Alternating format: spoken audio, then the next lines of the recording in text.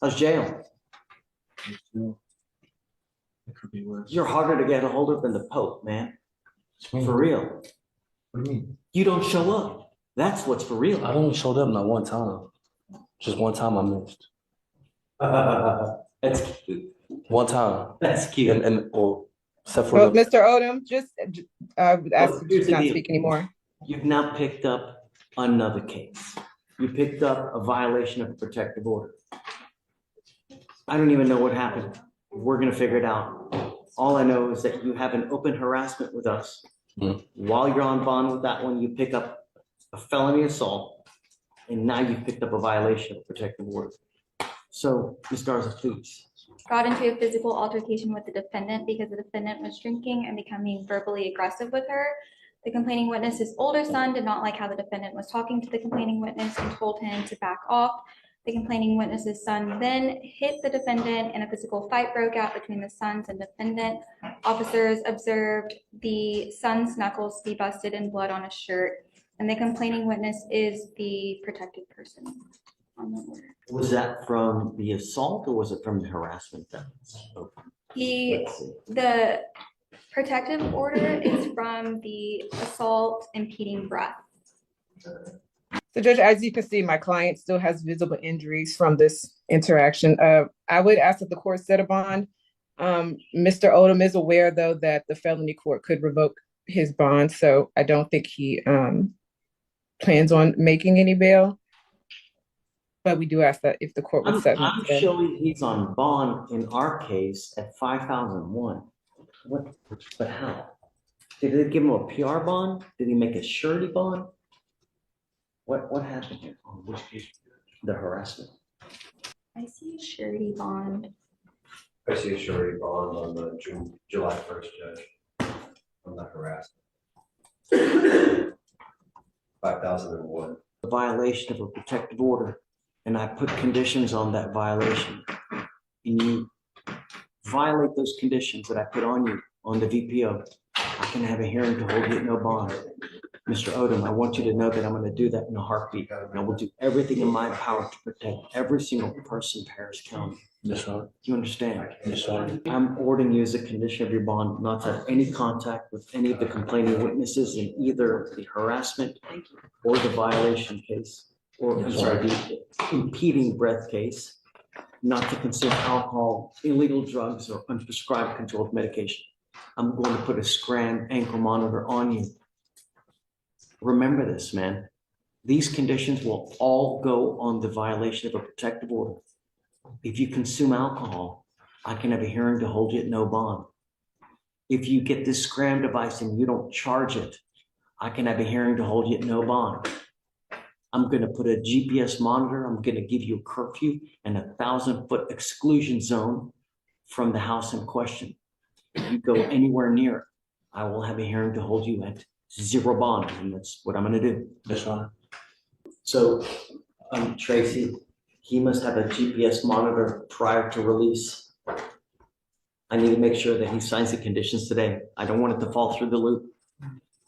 So we'll have 1 day upon release, he must get a scram ankle monitor. No weapons, no contact with any of the complaining witnesses, no going within 1,000 feet. You must charge both of these monitors on a daily basis. If they die, so do you. Do you understand? Yes, sir. I'm going to set your bond on the violation of protective order at 10,003. You have a cell phone. I don't. How is it that the lawyer can get in contact with you? The only person that I had was her, my wife. It's the only person. I have a phone, but it's not connected. How do you get in contact with people? I use her phone. You can't use this person's phone, dude. I know. I don't have a phone right now. Not until I get out. I can't do nothing while I'm in jail. What are you doing in life, man? Oh, right now I'm in jail, so I mean I'm not doing anything. What were you doing? I was a mechanic. Jillian, I don't know how you're going to get a hold of Mr. Odom. Smoke signal. You have an email address. Mr. Odom. He is aware his felony court date is just next week. and the previous misdemeanor the day after. So if he were to bond out, I have a note to go up there and just see. I don't think he will, but if he does, I I can mean, go. Gillian, he's made bond on the felony impeding. He's made bond already on the harassment. He must have some kind of lucky charm out there.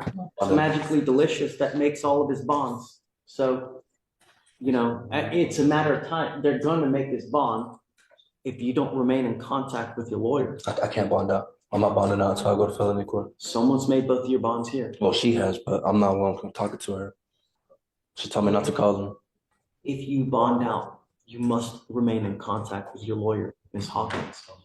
I'm going to give you a piece of paper today with her phone number. Either commit it to memory, do whatever you need to do. Mr. Odom, I promise you, I will have a hearing to hold you at no bond if you don't follow these conditions. I'm not asking much. All I want is the streets to be safe. Do you understand? Yes, sir. Okay. How you doing today, Your Honor? Not happy with you? Yes, sir, I understand. We'll get to it. Everyone keep it down, please. Mr. White, you are now stand charged with assault of a family member. You're facing up to a year in jail and or a $4,000 fine. We're going to do probable cause. You have the right to remain silent. Anything you say can or will be used against you. Judge, on July 21st, officers were dispatched to a family assault call in Harris County, Texas. Officers met with the complainant, who is the defendant's stepfather. The complainant stated that after telling the defendant to turn off the defendant's mother's vehicle and come back inside the home, the defendant kicked open the front door and punched him with a closed fist to the left side of his head. The complainant stated that the defendant then fled the scene in his vehicle. The complainant stated that the defendant has been staying in his residence for the past 2 weeks due to not having anywhere to stay. The complainant stated he felt pain when assaulted and wanted to pursue criminal charges against the defendant. The complainant had visible minor injuries near his left ear. Mr. White, I'm going to find that there's probable cause to go forward with your case. I'm entering in what's called a magistrate's order for emergency protection. This is a court order that identifies Mark Maple as a protected individual. You cannot commit family violence or an assault against this person. Commit an act in furtherance of an offense under section 42.072 of the Texas Penal Code, which is the stalking statute. You cannot threaten, harass, use another person to communicate a threat or harassing behavior. You cannot be in possession of a weapon or go within 200 feet of where he lives or where he works. Do you understand? Yes, sir. Now, I'm also, as a condition of your bond, ordering you not to consume alcohol or illegal drugs. I'm going to randomly test you. If I find that you're consuming alcohol or dope, likewise, your bond will be revoked. You will go into custody. As it stands now, you are on bond for at least 4 to 5 other cases. One of those being an evading arrest here, which is 1,200 days old. I am now revoking that bond and taking you into custody. He goes with you. Assault, you also have the evading arrest. Tell me, what are we doing? My understanding is that we're dismissing the new assault and that he's doing time served on The gun case? I believe it's an evading. Yeah, you're right. It's an evading, correct, right. So, Mr. White, you're charged with 2 cases. You're charged with evading arrest. You're also charged with assault of a family member. Both of those are Class A misdemeanors. You're facing up to a year in jail and or a $4,000 fine. You've worked out an agreement, a very great agreement where they're going to dismiss the assault in exchange for your plea on the evading. Understand that the evading is an enhanceable offense. This one will go on your record. If you ever run from the cops again, evade, you will be looking at another felony charge. And with all your priors, they can continue to enhance you probably to a 3rd degree, probably to a 2nd degree. Just running from the cops, you could be looking at up to 20 years in prison. You understand? Yes, sir. You give up a lot of rights by entering into this agreement. You give up the right to a trial, right to compel witnesses to testify on your behalf, confront and cross-examine your accusers. If you're not a citizen, there are possible immigration consequences. You can be deported, excluded from the country, denied naturalization.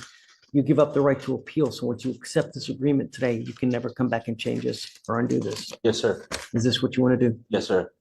How do you plead to the offense of evading arrest? Guilty or not guilty? Guilty. I will find you guilty, sentence you to 16 days in jail. I will give you credit for the 16 days that you've done. I will roll your court costs so you won't know anything. And good luck to you, sir. Yes, sir. All right. Thanks, Josh. Take care. You too.